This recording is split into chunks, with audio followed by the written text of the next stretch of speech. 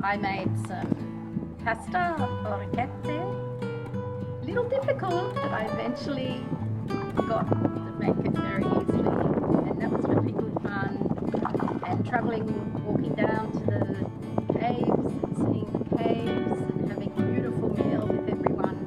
Fantastic. Whereas I am a professional at making the pasta. That's true.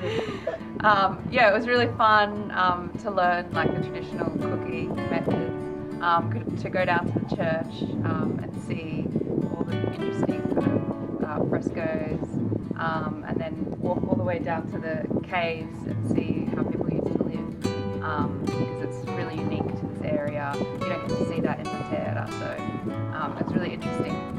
And then the food was absolutely delicious. It was so good. So I got a full belly and I'm ready to go have a sleep. Thank you so much. Okay. Thank you.